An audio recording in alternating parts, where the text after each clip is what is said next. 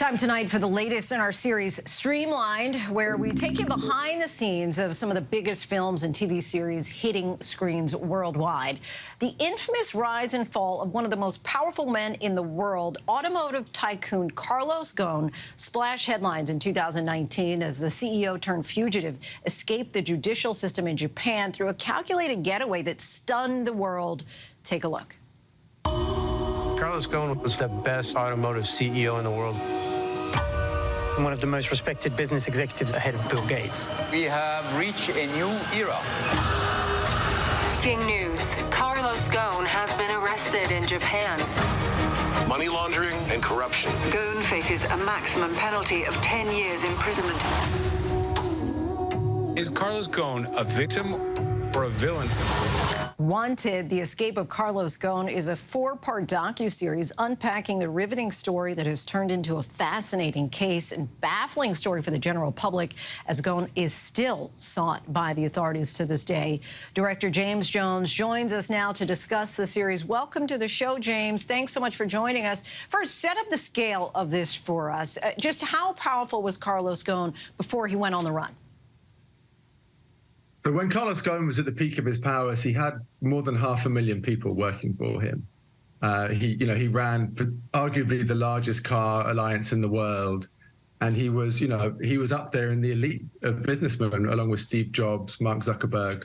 He was at absolutely the pinnacle of the business world. So tell us about how you managed to get access to Carlos Ghosn, who is still wanted, and how you were able to convince him that he should participate. Yeah, so he has an Interpol red notice. He's wanted in Japan, also now in France. He's stuck in Lebanon. He can't leave or he'll be arrested. So we met him. It was about 6 months into the project. I met him in Beirut in a hotel. We spoke. It's one of those kind of difficult conversations where you have to say to someone, look, you're not going to love everything in this series, but this is going to be the definitive telling of your story.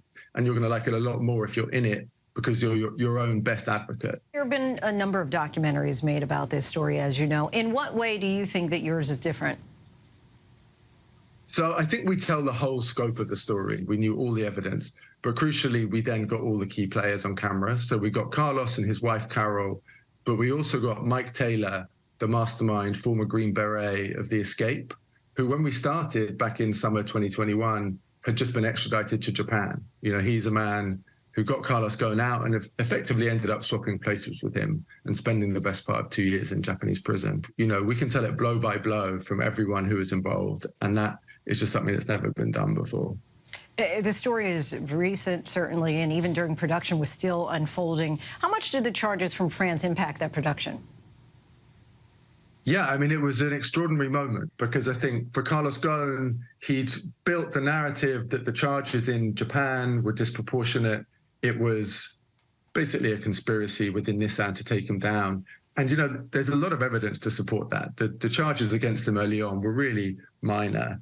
And what happened was the Nissan investigators almost stumbled across much more serious allegations of Carlos Ghosn sending Renault and Nissan money to businessmen in the Middle East, and then through a very convoluted secret route receiving that money back in his own pocket.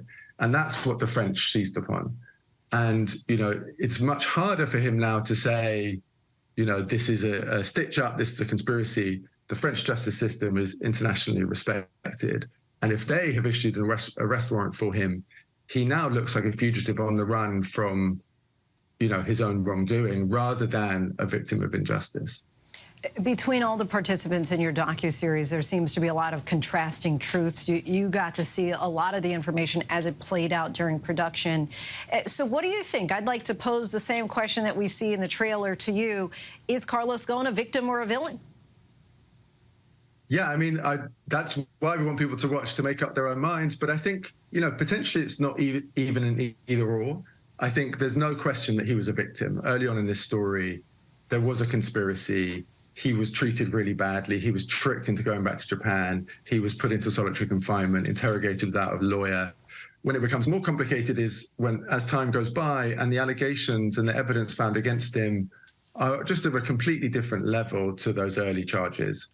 And I think then we put these allegations to him, and it's up to the audience really to decide whether his answers are plausible. Really fascinating stuff. James Jones, we thank you so much for your time. The 4-part documentary, Wanted, The Escape of Carlos Ghosn, starts streaming this Friday on Apple TV+. Hi, everyone. George Stephanopoulos here. Thanks for checking out the ABC News YouTube channel. If you'd like to get more videos, show highlights, and watch live event coverage, click on the right over here to subscribe to our channel. And don't forget to download the ABC News app for breaking news alerts. Thanks for watching.